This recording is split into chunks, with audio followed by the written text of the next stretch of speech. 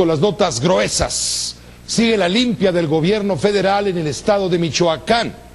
Hoy el líder de la Comisión Reguladora del Transporte y exdiputado local priista, José Trinidad Martínez Pasalagua, Trino Pasalagua le dicen por allá, se encuentra ya declarando ante la CEIDO, la Subprocuraduría especializada en investigación de delincuencia organizada, esto aquí en la Ciudad de México.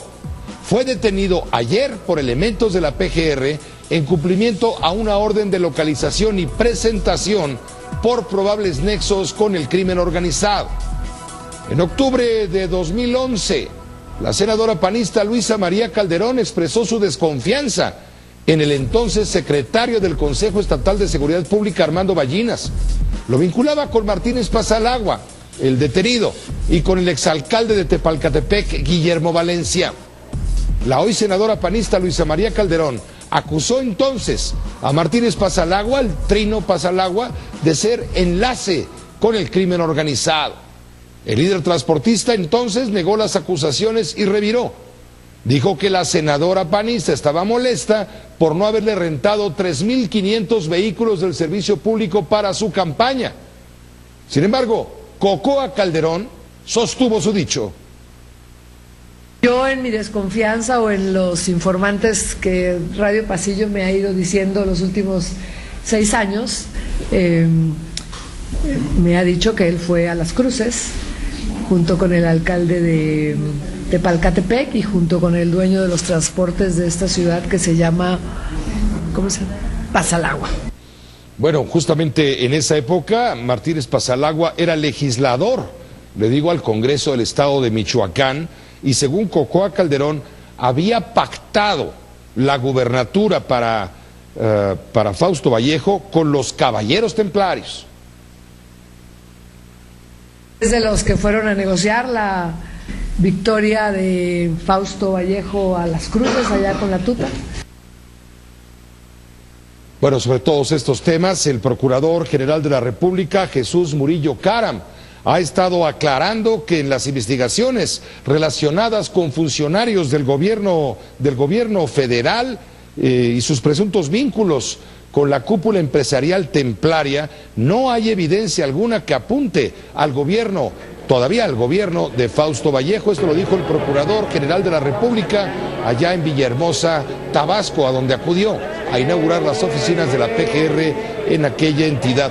Ante esta situación actual, allá en Michoacán, la presidenta nacional del PAN, Cecilia Romero, exige al presidente de la República definir un plan de acción para devolver cuanto antes la seguridad a ese estado de la República.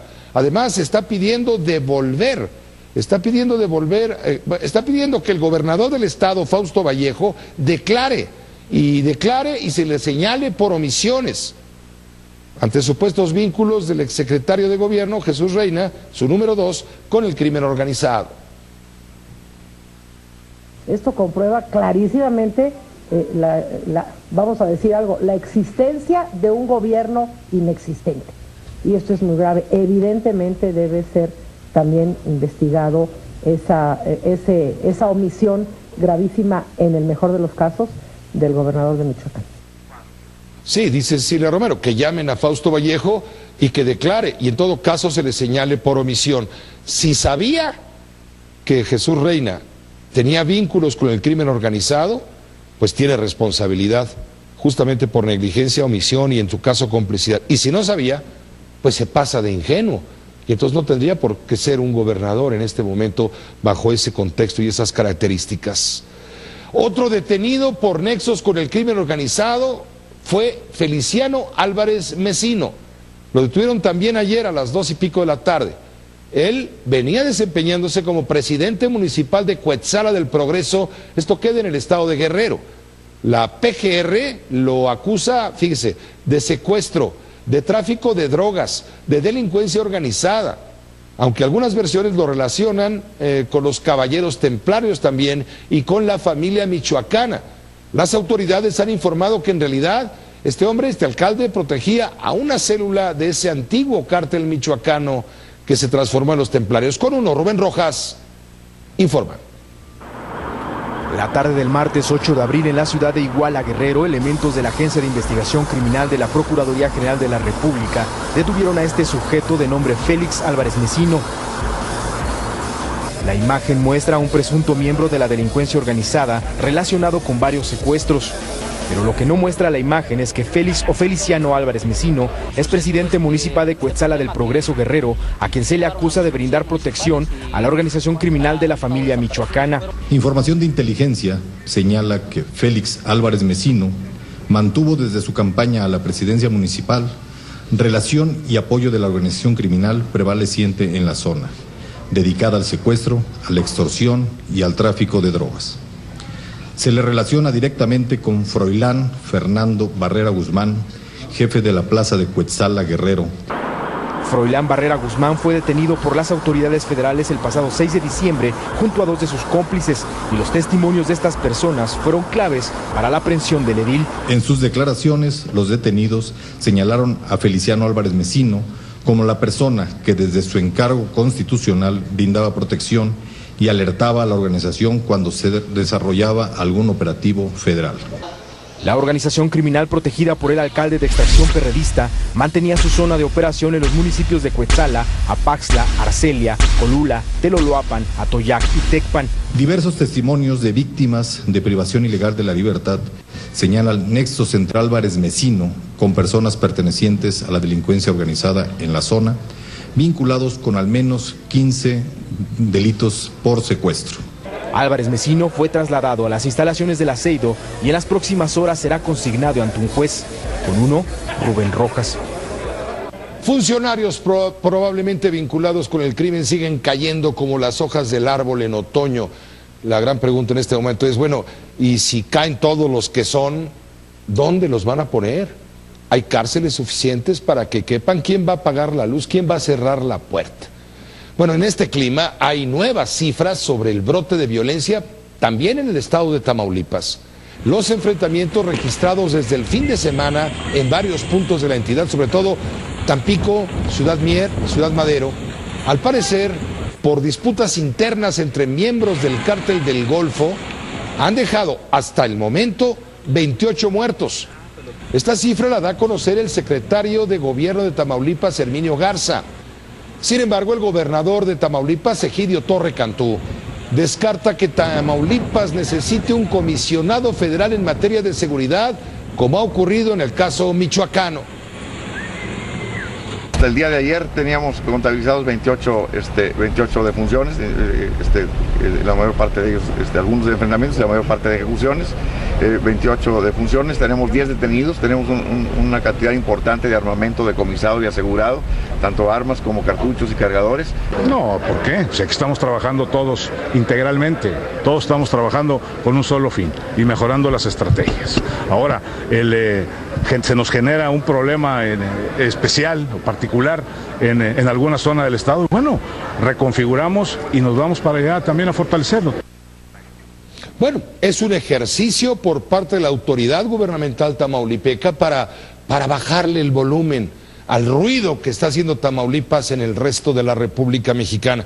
¿Será porque temen que les baje la presencia de visitantes en esta Semana Mayor? Es una táctica, ¿no? Manejar el hecho de hablar bajito, en voz baja de la violencia, pues para que no se oiga y que quizá con esto pues no muera la gente, que quizá con esto el tema de la violencia no suba a los primeros lugares de la agenda. Es una manera de hacer política, digamos, un poco extraña, cuando el país está muy pendiente de todos los brotes, porque la situación de violencia en México es lo que prevalece en la atención. Olvídese de las reformas estructurales, olvídese de los campos del Instituto Electoral, olvídese de todo eso.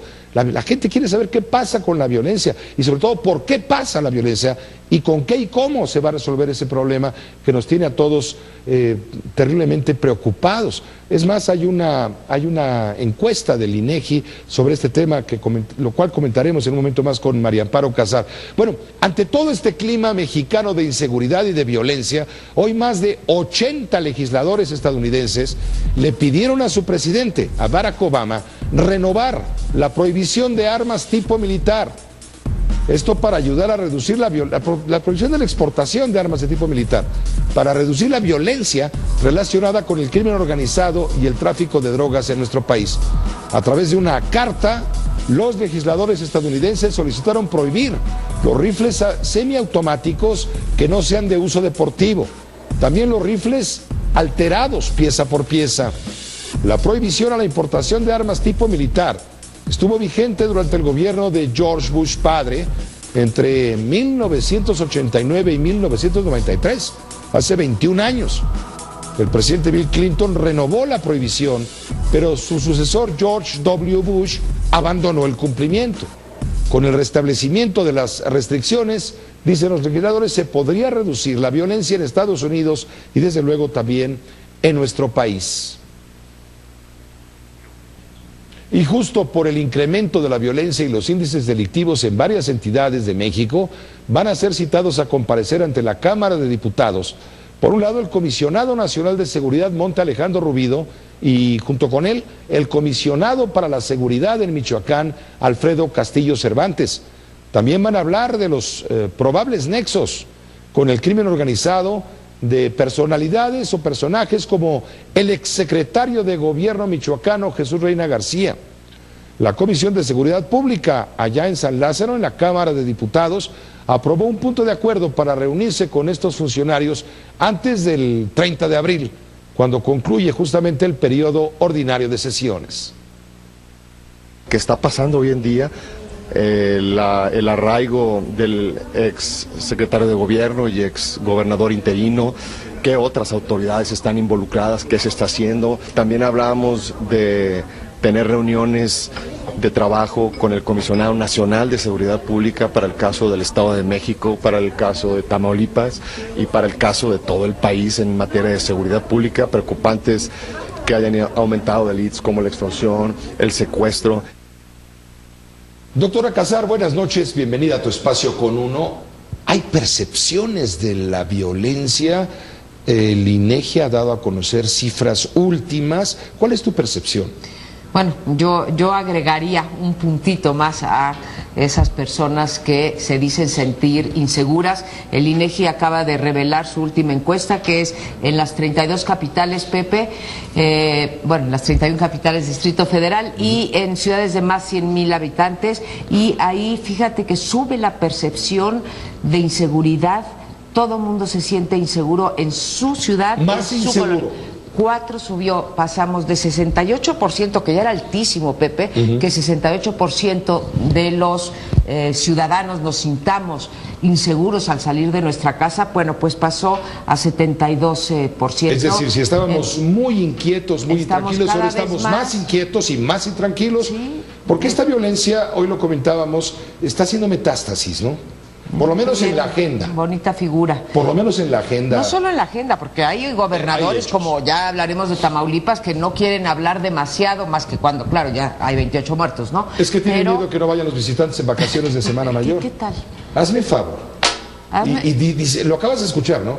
Diciendo, sí, son 28 muertos, pero solamente 28, un civil. Sí, los otros 27, ¿qué? ¿Animales? Son, bueno, claro, se justifica y el gobierno piensa, o los gobiernos estatales, o el secretario de Gobierno de Tamaulipas, piensa que se minimiza la idea de la violencia porque sea fuego cruzado. Eso me recuerda algunas declaraciones también el sexenio pasado, porque sea fuego cruzado o ejecuciones, como él dijo, entre grupos del crimen organizado. La realidad, Pepe, es que esto que hablamos de las percepciones no son nada más percepciones, son comportamientos o percepciones que se traducen en comportamientos. Vimos las imágenes de las aulas en varias escuelas de Tampico que estaban prácticamente vacías porque los padres no quieren mandar a sus hijos a las escuelas. Porque tienen miedo.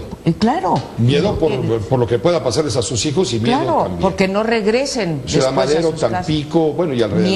Mier también está, los comercios cerrados. Y yo me hacía una pregunta, Pepe, ¿por qué en el caso de Michoacán sí entra entra la Federación. No digo que no esté la Federación allí, hace muchos años que en Tamaulipas pues hay efectivos del Ejército y de la Policía desplegados, pero ¿qué es lo que lleva a que de repente entre la Federación de una manera mucho más brutal en Michoacán o en el Edomex? Y Tamaulipas, que llevamos pues 10 años con esta violencia. Acuérdate que Tamaulipas es cuna del cártel del Golfo, es cuna de los Zetas, es cuna de los cuántos secuestros de inmigrantes centroamericanos y mexicanos que tratan de entrar ilegalmente a Estados Unidos. Ruta la matanza de San Fernando, ruta de las drogas. Y no se nos olvide uno de los más importantes, recordémosle a nuestro público, Pepe, asesinaron al candidato que estaba a punto, era un hecho, iba a ganar las elecciones. O sea, tenía 70% en las encuestas, 73%. Y bueno, ahí estamos viendo en donde ya la rayita de respetar a cierto nivel de políticos por parte del crimen organizado, pues ya no hay. Bueno, pero dice el gobernador de Tamaulipas, pero aquí no necesitamos un comisionado federal. Bueno, como diciendo, tranquilos, yo tengo todo bajo control. Sí, cómo no, ya lo vimos. Ya lo vimos. Ahora, ¿qué hacemos con esto de los comisionados como Castillo? Platicaba yo hoy en la mañana. ¿Para cuántos Castillos le alcanza a la Federación? Eso escribiste en Excelsior, sí, ciertamente. ¿Cuántos procuradores y secretarios de Seguridad Pública? Necesitaríamos 32 por 2, sí, 64, más otros 32 castillos alrededor de la República. Pues tampoco es la solución y además tampoco está dando resultados, porque la tasa de homicidios, la tasa del crimen organizado no ha bajado en absoluto en Michoacán tampoco, que era el otro tema que querías traer a la mesa, Pepe. Claro, ha habido muchas denuncias respecto a lo que señaló en su momento Luisa María Calderón, que después de 3 años, por fin alguien está volteando a hacer un poco de caso. Como se dio en el contexto de una campaña política, nadie peló a la entonces hermana del presidente Calderón, pues porque era su hermana. No, y porque pensaban que era una forma de atacar al candidato y de pegarle al PRI. Calumniar y pegarle al PRI para quitar votos. Y ahora está confirmándose la participación justo de los que manejaban la campaña de Vallejo, con patrocinios del narcotráfico. Vamos, pasa el agua, se le está cerrando el círculo al gobernador esfumado, ¿no? Sí, se le está cerrando, bueno, el círculo a ver se puede cerrar porque en efecto es como un fantasma, no existe el gobernador, pero comentábamos, Pepe, en donde empezamos con el secretario de gobierno. ¿Podemos pensar que el secretario de gobierno estaba actuando solo, que el gobernador no tenía conocimiento de quién estuvo tan cerca de él en la campaña, quien lo sucedió como gobernador interino cuando tuvo la enfermedad y quien controla a buena parte del gabinete? Como todo el mundo sabemos que los secretarios de gobierno son primus inter pares, ¿no? O sea, tienen un nivelcito arriba del resto de los secretarios de Estado, ¿no? Bueno, de los secretarios de gobierno. Todos son secretarios, pero hay unos más secretarios que otros. Unos más iguales que otros, ¿no? Ese es más igual que otros. Entonces, bueno, ya ahora cae un diputado local que vamos a ver si se le... Pero no solamente por diputado, exdiputado, sino cae porque es además líder de los transportistas, poderoso caballero, con mucho dinero, cae porque estar vinculado con aquella reunión que denunció Cocoa Calderón, llevada a cabo en un rancho de Tubiscatío tiempo atrás, cuando las elecciones también. Cuando las elecciones, y que este cuate, el transportista, el que está ahora Trino Pasalagua, le abrió la puerta al crimen para financiar. Yo creo que, insisto, contra la pared está, sobre todo en este momento, el señor Fausto Vallejo, el gobernador, que está que se cae, y ahí luego te platico. Y no se ha caído, pero sí puede estar oyendo ya pasos en la azotea. Y Pepe, aun cuando una golondrina no hace verano, creo que es bueno comenzar a dar señales, desde luego respaldadas en acciones, en donde se ataque ese eje de la violencia en este país, que es la protección que han brindado las autoridades al crimen organizado, Pepe, porque es la primera acción así más en serio que vemos después de aquel fallido michoacanazo. Del fallido michoacanazo y de haber priorizado el disimulo frente a los hechos de justicia, los hechos de irregularidad y de delito, como tú comentabas recientemente. Pues sí, porque la violencia es generalizada, pero la impunidad es selectiva.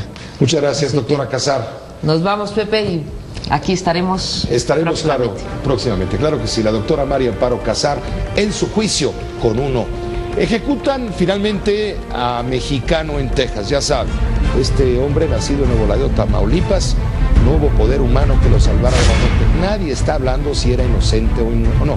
No, lo que se ha alegado por parte de organismos internacionales y también por la Cámara de Senadores de México, por la Secretaría de Relaciones, es que este hombre le violaron